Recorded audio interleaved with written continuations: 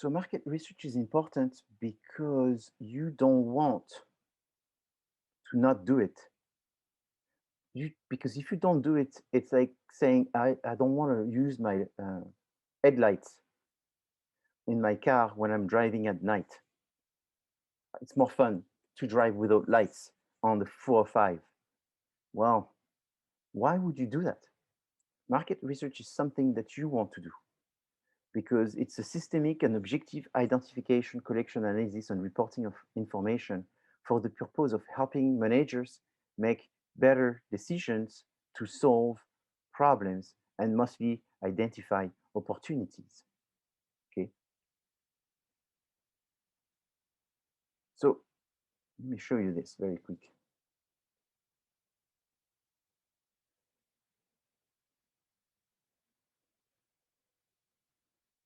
Here's the question. Should companies do market research? The answer is more than yes. You should do market research because it's not a luxury, it's a necessity. Why? The world is constantly changing. You need to identify these changes in order to better respond. You need to create reports that highlight the problems and this sets some solutions.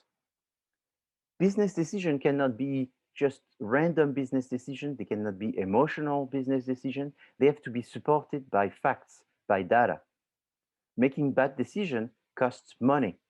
So market research helps you identify problems, solutions, the needs the consumer have, identify opportunities that you can uh, create plans in order to go after these opportunities. You can understand, therefore, are the SWOT, what are your consumers, and understand your consumers.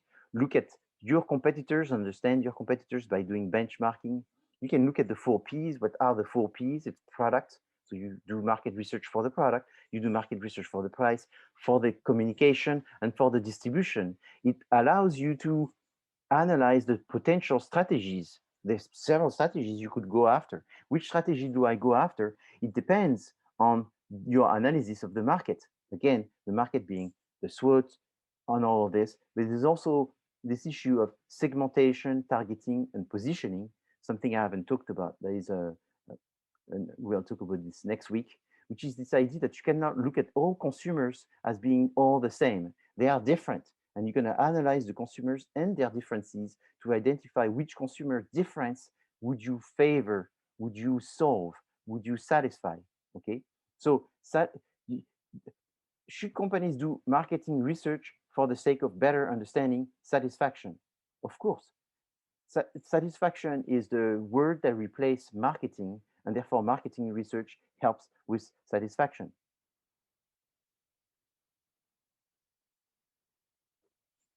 Okay, so an example is this idea that there was station wagons, then they came up with the idea of making them into vans, and then the vans were good, but people sort of making much more exciting than a van. What it is an SUV, and then the SUV, some people say it's great, but it's too big. Then they created subcompact cars. The fact that they created different shape of car was not something that came from engineers. It came from the consumers wanting something that they couldn't get. And that was identified through marketing research. Then there's another element that I will talk about today and next is the JND. The JND is called the just noticeable difference. So the just noticeable difference is something that you need to do in order to be better than what exists already. So if you make an innovation and your innovation is too disruptive, too different, oftentimes you will fail because too disruptive innovations are harder for people to adopt. It's like it's too new in a way. It's too modern. It's not, you didn't go at the right place at the right time. Is people are scared because they don't understand. It's too much for them. JND says you need to do it for the right place, for the right time, with the right amount of changes, with the right quantity of benefits, exactly what they want. So if you do a just noticeable difference that is not significant enough, what happens? It's because there's not enough changes, so people don't go and adopt the product because they don't see any benefits in changing from what they have right now to what they could have to benefit. It's like you taking you have a headache and you're taking a medicine and it doesn't do anything. There's no noticeable difference. You're taking a medicine and now you don't have the headache. That's better. You take the medicine, you don't have the headache, but you have some stomach pain. So that's a negative. So just noticeable difference is you have to really understand what is the amount of change that this product is going to generate for the consumer to think that this amount of change is satisfying. Okay, any questions? So marketing research helps you for all of that. And therefore, oh,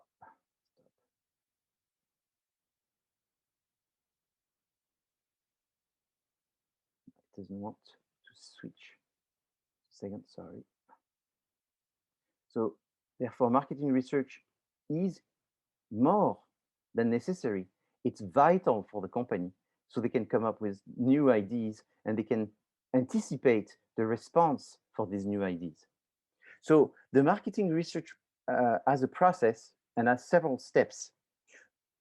I won't ask you how many steps because that's not a very interesting question because you can make as many steps as you want, but the four main simplistic steps is first is identify the problem and the research objectives, which is that why do we want to do market research? Market research costs money. We don't want to do it just because we feel that we have to, because our competitors are doing it, because the managers sort of want to do it so they feel like they are doing what they're supposed to do. Is we're doing it because there's some problem that we want to look at. So the problem is there is a reduction of sales. Why are we selling less? There is a reduction of price and people are not buying more. Why are we reducing the price and people are not buying more? So something that you see in the environment, some area where you used to sell more, now you sell less. So we used to sell more in San Francisco than in LA. Now we sell more in LA than San Francisco. What has happened in San Francisco? So you do some research. Then you may have to develop a research plan where you would have the collection of the data. You're going to have to find what's the best plan to collect the data. Should we ask people? Should we send people a survey? Should we film people? What would be the best plan to collect the data? And then you implement it, which you go ahead, collect the data with the plan that you have defined. And then once you've collected the data, comes the time of interpreting the data. So right now I'm doing a research with several professors, two from the US and one from Europe. And we are looking at the data and we have at the beginning of the data, we ask people the question about what are the what are the brands of luxury that you know?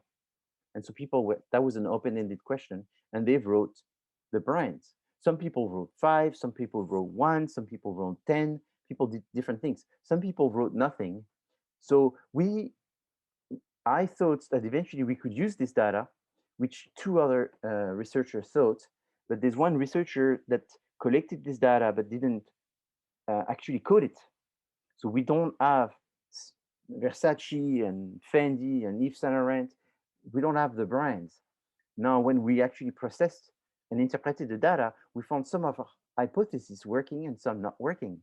What we found is the one that was not working, we have an assumption that they didn't work so well for that group of people because these people didn't have a very good understanding of what's a luxury brand. So if you ask someone, what's a luxury brand? And they tell you luxury brand is Levi's jeans, Infinity, Ralph Lauren. That's one way to look at this person. This is kind of a set of brand that would qualify as being very low luxury or even maybe out of the luxury, but maybe more of a premium brand versus a luxury brand. And then when you have someone else that tells you Prada and I don't know, Bugatti, just to be extreme, those people, I would put them in the very extreme hand.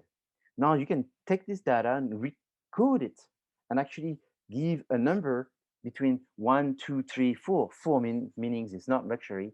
three it's low luxury and one is very high luxury, and you could give a code to each one of these respondents based on a judge judging the brand that they have cited, and suddenly now you can recode and look at people and remake the data and reprocess the data, and you could see that maybe people responses was not just connected to the fact that they were men and women, to the fact that they were old and young, rich and poor, in some suburbs, in some big cities, but also that they had awareness of luxury brands that was where they would cite a set of brands that would be very high luxury, or a set of brands that would barely be considered possibly as a set of luxury. And now that we're actually using this way to look at the data, we're finding that all our hypotheses are working, but they're working therefore for different group of people, for the people that really understand what is luxury versus other people that just think some brands are luxury when in fact they are really not. They are just a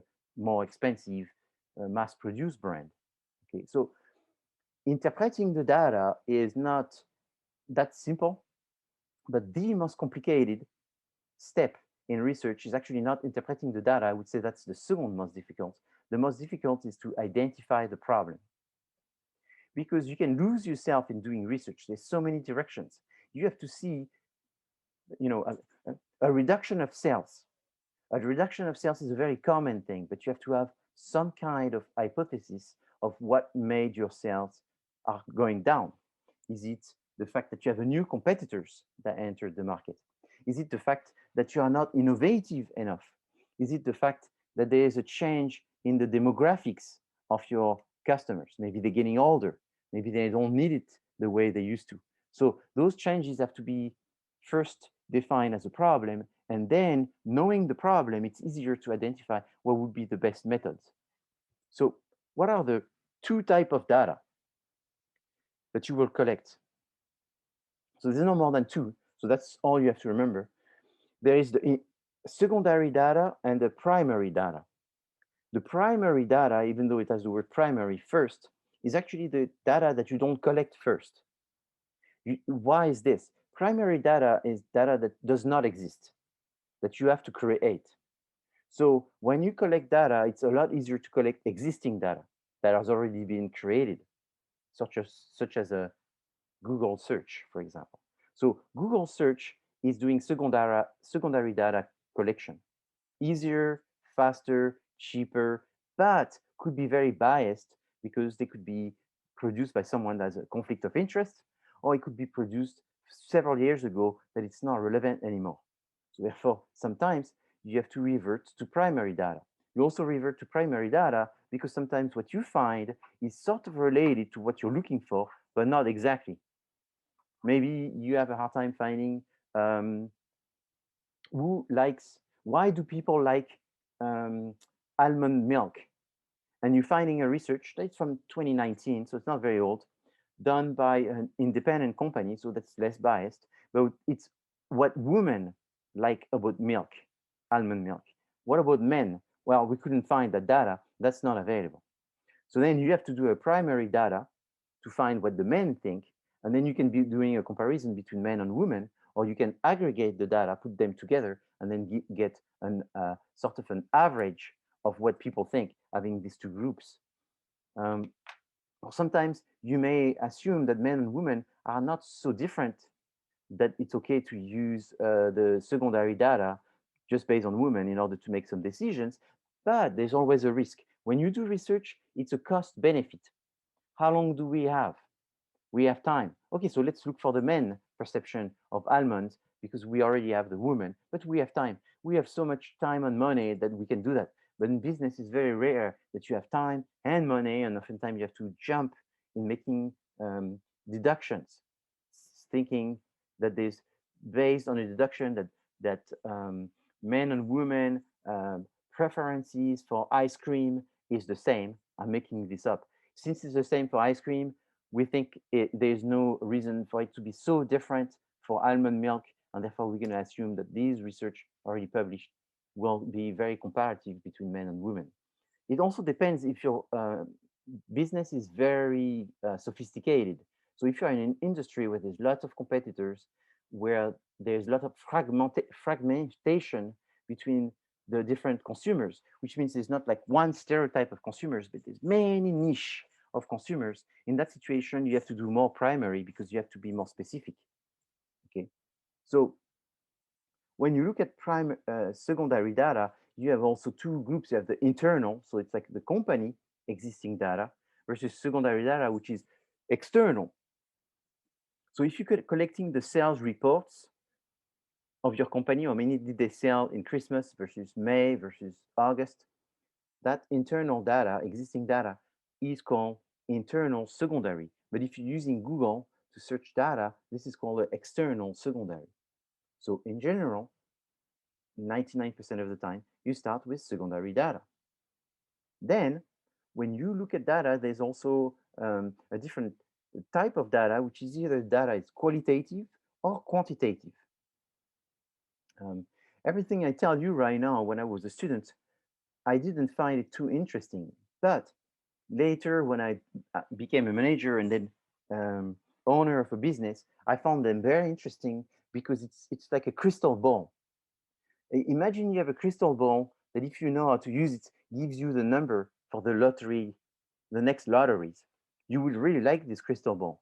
So doing market research well allows you to do much better, because business is about making the right decision, and those right decisions are very much based on people common sense, but not just people common sense. It's the quality of the research. You can't do all the research. You have to do some, but you have to look at what's more efficient based on time and resources. So now, two types of data, qualitative and quantitative. Why is this interesting to you? Because one can be done much faster, but it's not very statistically, there's no statistical significance, or at least you're not looking at it. This is qualitative research. Qualitative research is a conversation, an interview. So when you interview someone, you're doing primary data because it doesn't exist, you're creating the data, and it's qualitative data because it's just a bunch of statements. It's not a question such as how many eggs do you eat a week? One, no, 0, 1, 2 to 6, more than 6. That's a quantitative question because it can be measured. Qualitative interviews can't be very much measured, or at least if they are measured, they are not statistically significant because you're asking just one person in an interview. Now you could do an interview of several people, and that's called a focus group. Interview one person, that's an interview. Interview several, it's called focus group. Several at the same time. That's what I mean. Not if you interview 20 people, but one at a time, that's not a focus group. A focus group is when you put them together. So what's the difference between interview and focus group? There's a social desirability elements that comes into play when you do focus groups. When you do focus groups, everyone is listening to each other, and therefore there's some bias where people may want to try to say what's the right thing to say versus what they're thinking. So when you do interviews, you have more chances for people to tell you what they really think in terms of not being scared of what other people may think, but also because it's a more intimate type of situation, so they may be more thinking deeper. And so interviews are very good, and that's why they oftentimes call in-depth interviews, because you go in more deep. Focus group, it's less deep, but it's still deeper than a quantitative research. Quantitative research are observation, which means that you video a situation with hundreds of people. So with quantitative research, there is always 100 and more. So observation, 100 and more. Survey, 100 and more. Mail-in survey, 100 and more. Telephone survey, 100 and more. So you can't send 100 survey and say, I send 100 survey, therefore it's a quantitative research. It only becomes quantitative research when you get 100 and more survey back filled in, not because you send 100. So the advantage of quantitative research is you can get statistical significance. You can actually measure statistical significance. So if you get 100 survey back, is 100 enough? It can be. If it's one question and 100 people responded, the data may be reliable. If it's 2 questions, 100 people responded, it may be reliable. But if it's 50 questions, 100 people responded, it won't be, because there is like a chi-square, there's some statistical analysis, which is the more questions, the more people you have to ask in order to have enough people answering each question, because there's a little bit of fatigue. So you have to rotate the question. Not everybody gets the question in the same order. So you rotate the fatigue. You have to have more points of measurement, the larger the number of questions. What you can do too is experiments. And so let me explain. Experiment is more scientific, where you're going to try to measure cause and effects. So you're going to subject 3 groups of people. One group of people will receive A. The second group of people will receive B. And the third group of people will receive nothing. And what you're going to try to do is show that the group that received nothing didn't respond any different before not receiving anything and after receiving nothing. So it's like, what do you think of a movie? Well, I haven't seen the movie. Oh, what do you think of this actor? I've never seen this actor, so I can't think of anything. Then they see a movie, and this actor is not in the movie. What do they think of the actor again after they watch a movie with other actors? They still don't think anything of the actor that they've never seen a movie. It's not because they see a movie that they can think something of something that they've never received. So just to give you an example, this is prototypical when you do advertising, for example, where you would have people subjected to an ad that would be funny, an ad where there would be sex. So you would give group A the funny ad, group B the sexual the inclined theme ad, and then group C you would give neither of funny or um, sexual ad, and then you will see that there's one ad that works better, and you would see that the ad that works the best is the one that maybe the funny ad, and you would see that people thought of a brand a certain way. After they see the ad, they should think about it a different way, a better way. And it's the one ad that was funny that changed people's perceptions at the 2 different times. So experimental in marketing is rarely for small business. It tends to be for mass-produced, mass-distributed businesses, which are making so many of a product, so many um, decisions that have a long-term impact and cost a lot of money to implement, that they don't want to make these decisions, and they simulate these in laboratory through some kind of computer simulation, and they see people responses in order to have some hundreds of people responding in some kind of fake environment, but controlled environment, in order to see how they respond, and then take this response and then believe that they will also apply in real life, and you anticipate. So instead of spending, I don't know, $20 million putting an ad during the Super Bowl, what you do is you spend that much, but then you also do $1 million of research to sort of anticipate which ad will work the best, and then you have more confidence in spending this kind of amount of money. Any questions on qualitative versus quantitative?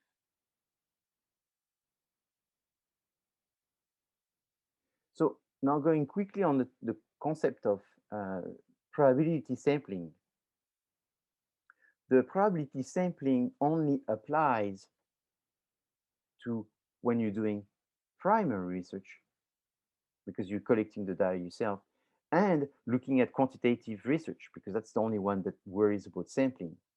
The idea behind sampling is that there are several methods, and each one of these methods have pros and cons. Some methods of sampling are faster, easier to carry out, and some methods take more resources in order to carry, but they increase the value of the quality of your samples. So the idea is the more representative is your sample with the people that you're really asking questions, the higher the quality of the answers. So if you ask randomly people, what do they think of the who should be the next president, but in the sample, there's people that are 16 years old, and there's people that are just visitors from overseas. Their answers may be correct based on what they're thinking, but since they are not the typical person that can be voting, your samples will have some biases due to some lack of representativeness of the samples. So that's all I want you to know, because you will learn what's the difference between stratified, judgment, and so forth. But you will remember that for 5 minutes. And I don't want to, in general, I don't want to test people on a definition that they remember for 5 minutes just for the quiz. So what I want you to remember is that the more you seek samples that are representative of who you really want to answer this question, who you're really searching on, the better it's going to be. But that usually takes more time and more money. And so that's why sometimes what you do is you just take um, a, a judgment sample where you take a population that is easy to access to. So it would be like me doing a survey. It's easier, and I've done that a lot, when I ask students to fill in my survey. And so there's a number of papers where I've had some problems because most of my research is on luxury brand consumption. And so a lot of times the students' average income is not really representative of the average income of the people that buy luxury brands. So oftentimes, I would have an issue with the probability and the quality of my samples because they would not be so representative. So when you do research, you have limitation, and so you just mention the limitation, and that's already very good. So now this slide may look sort of scientific and complicated, but it's a very important slide that I created a long time ago and helped me understand when I was a student this concept of research. So when you do research, the first things that you do, which you're doing right now, is called exploratory research. You're exploring. Exploratory research, the outcome of this is mostly to look for secondary data. So a library review of industry reports, a Google search, a Nielsen data search, published information that you're searching for, that you're trying to find. So most of what you have been doing is SW and O and T, I suppose, with the opportunities being the big problem, finding opportunities. How do you find opportunities? You look at what people are doing. You look at what your competitors are doing. You're therefore doing an exploratory research. So secondary exploratory research, I just define it. That's what you've been doing, and that's good. You should do that. Should you do more than that? Yes. I think you should also do primary, but primary exploratory research.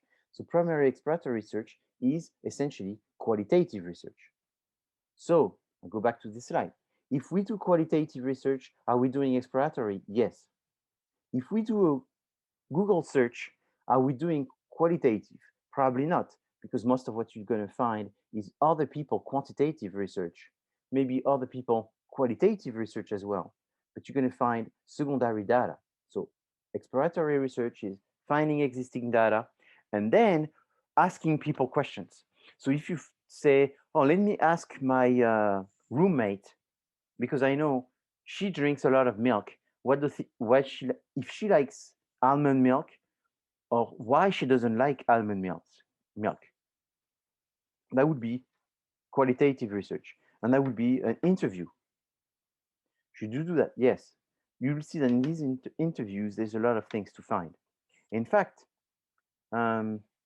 this weekend I actually bought some Califia Farms products, and just from doing that, I was able to find some sort of things that would say this could be different and this could be different, therefore is wrong in everything I told you, because you don't create a product and then hope for an opportunity.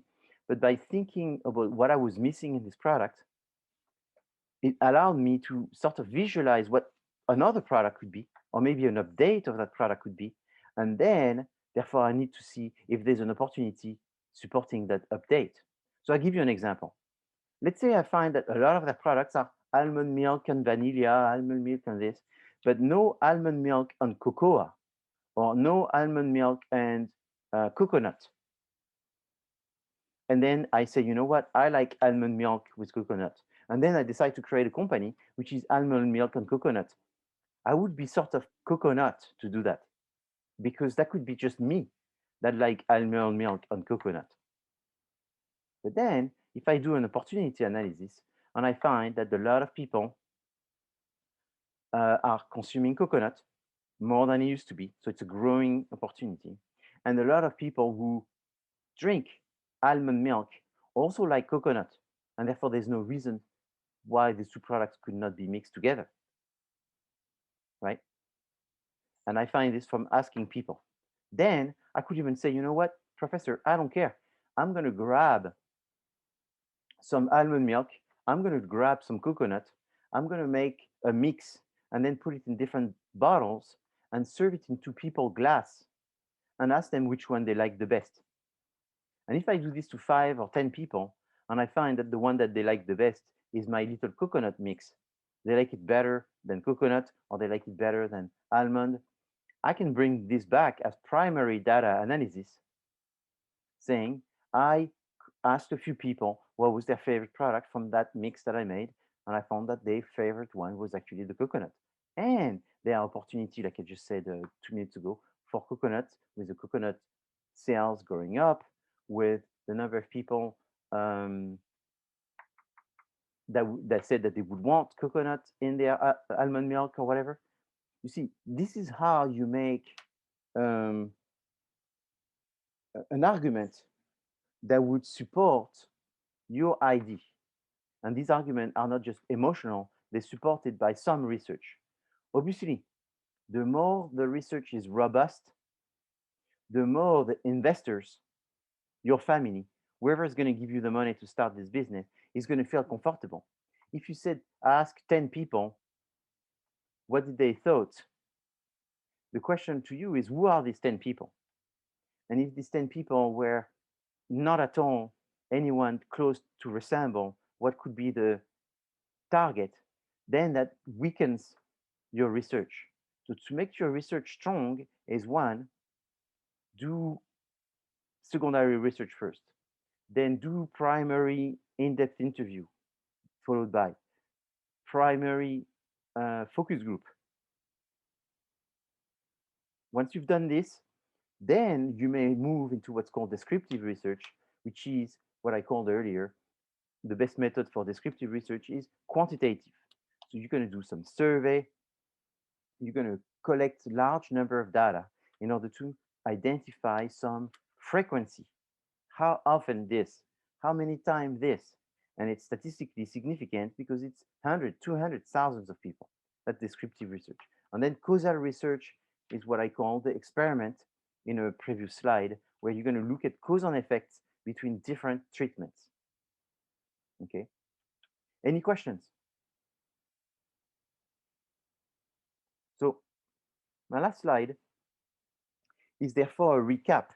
If you look at your quiz review one, or what you will download, or on Wednesday when you come to class, which is online, just as a reminder, this Wednesday is online.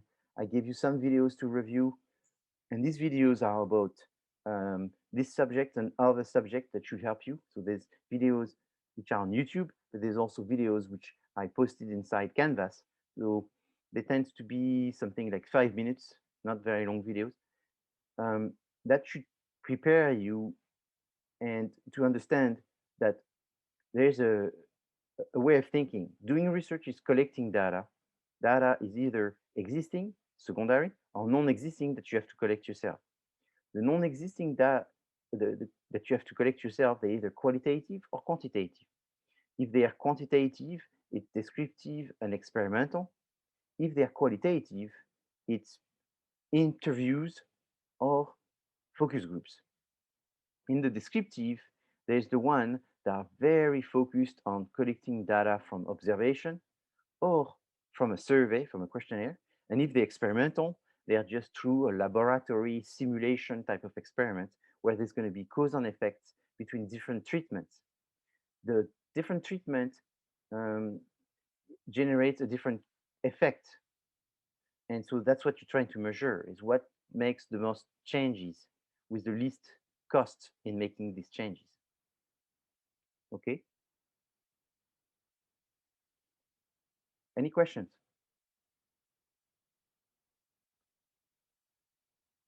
Okay, so no question at this time. Um,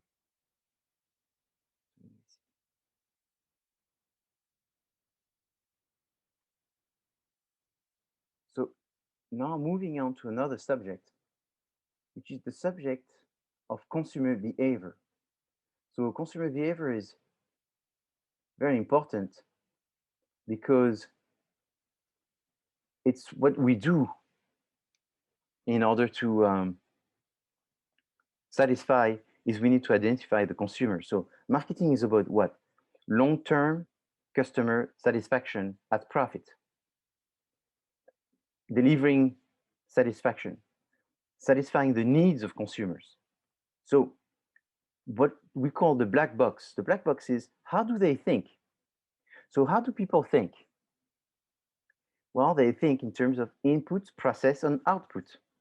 Input is people think based on what they know, what they receive. Then they process this information based on a set of priority. What's more important? What do I think I need? What do I perceive? How do I understand this? And then output is, do they try? Do they look for more information? Do they rent? Do they buy? And so that's 3 stages, therefore. Information reception, analysis, and then decision. Okay. What is the more prevalent consumer characteristic, the biggest consumer characteristics, which has the biggest impact on people's decisions? Their culture. So your decisions are not very much, and that's kind of scary, is your decisions are less influenced by who you are as an individual, as a person. They are more influenced by the culture that you have. So the culture is sort of a program that you receive and that you can't control. Your culture is your culture, and you just sort of respond and obey to the norms and the values of your culture. However, people think that they obey to their personality, they obey to their uniqueness, they obey to their individuality, they obey to their brain. But in fact, the brain is sort of lazy and takes shortcuts in making decisions. And the number one shortcut is what is expected from me? What am I supposed to do? Yeah, what I can't do and what I should do. And then the culture, that's why the culture is so important. Obviously, the culture comes from your environment, but it comes also from something smaller than your environment, from your also from your interest, the sort of interest that you have as the subculture elements. So let's say you may have a culture just based on your language, based on the nationality that you have, and that's the obvious part of culture. But then there's the least obvious part of culture, which is the subculture, which may be the fact that you play basketball, that you play golf. And so there will be a difference on how people consume if their favorite sport is golf versus if their favorite sport is basketball. So the culture of being American, so that's the overall culture, probably explain that basketball is important because there's some culture where basketball maybe is not as important that it will be in the US.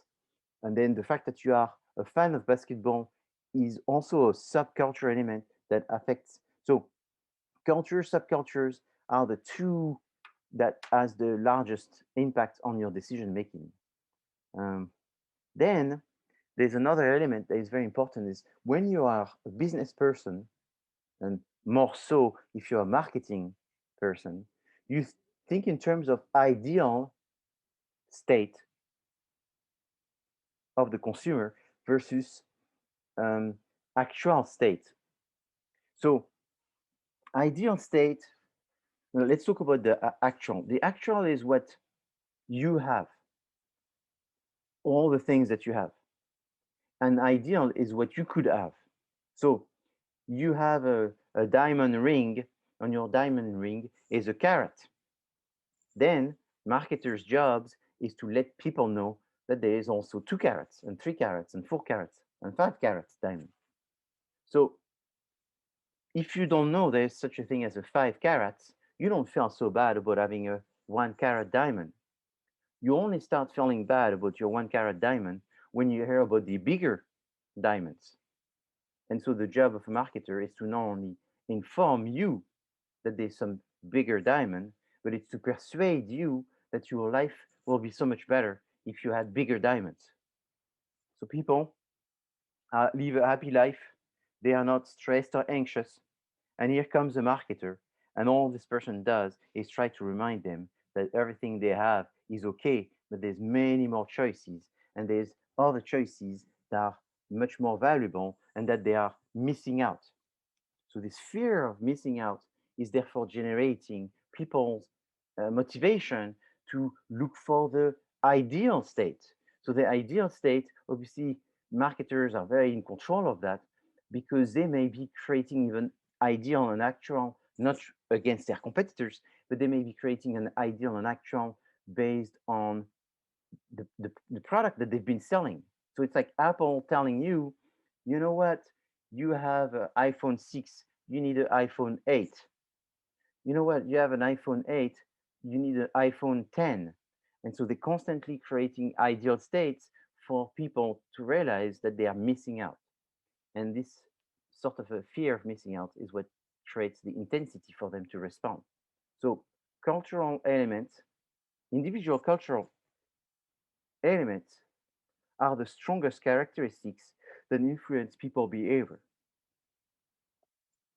followed by, and this time is not the order of importance, but it's just another characteristics, which is the social elements of characteristics, such as um, which groups do they do they belong? So you belong to a group which is students, you belong to a group which is seasoned students, you belong to a group which is Southern California, you belong to a group which is maybe the sports that you do. So you have a reference group, a group that you associate yourself with. But also your family has an impact. And then the different roles that you have. So you may be a boyfriend, a girlfriend, married, not married, having kids, not kids, um, being a manager, having all kinds of roles. And then the status. So depending on your status, you also will be influenced.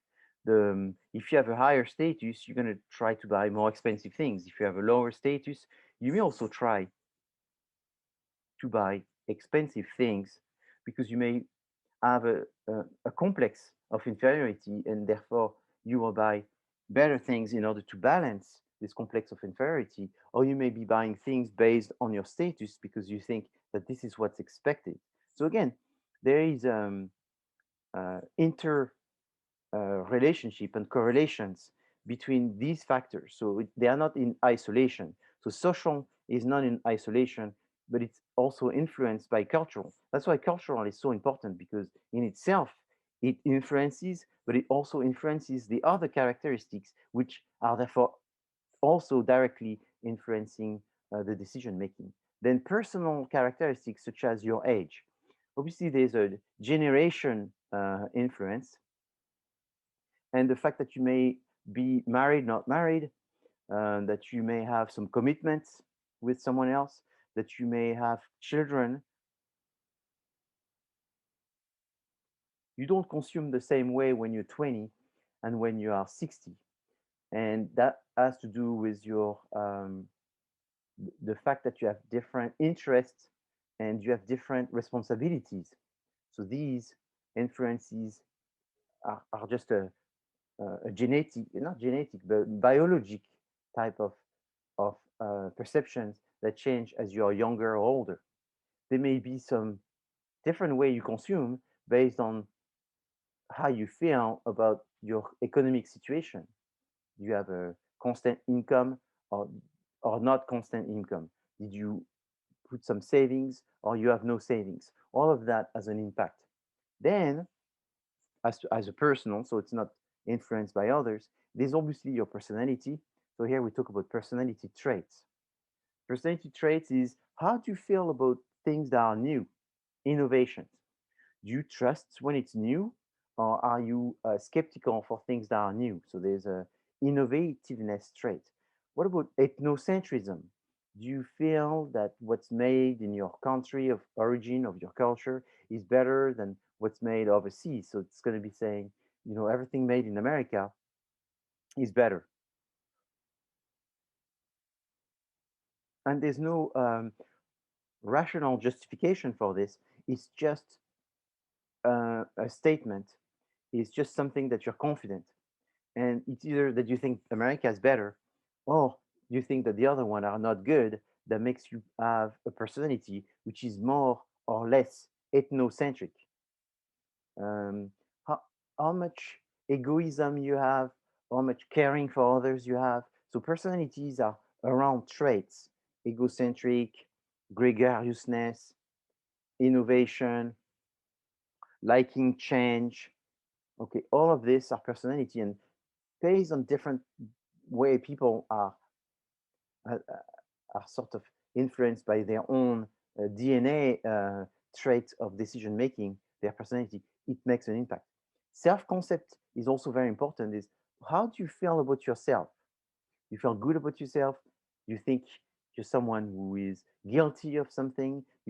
Think you're someone that deserves everything you have? Should you deserve more? Should you deserve less? Do you see yourself better than other people, better than everybody, better than some? So that has an impact on how you will consume. And then finally, the psychological elements of the decision making, psychological elements of the characteristics of an individual will influence their decision and their choices for buying or not buying, such as motivation. So motivation is an element based on what I said before, between the difference between the ideal state and the actual state. If you don't see a difference, it's like if you don't see a difference between iPhone 6 and iPhone 7, you won't get the motivation. But if you see that there's a huge difference, and this is usually seen from perceptions, if your perception is that this difference is unbearable, you're going to wait for the 7 and you're going to pay the highest price. But if your perception is that they are about the same because what's different is not significant and important to me, therefore you won't have motivation. So perception is people care and perceive things and memorize things that they think are important for them, and they don't memorize as much things that they don't think are important, are relevant. Learning is the concept of repetition. The more you repeat, the more you see something, the more you memorize it, and the more you learn, and the more you start thinking it's important, and eventually you may develop some ideal states and motivation to buy them. Beliefs and attitudes is this idea is the more people learn about something, the more they have beliefs, the more they are likely to take a decision without relying on someone else. So they are self-sufficient because they have enough information and they've developed some involvement and some search.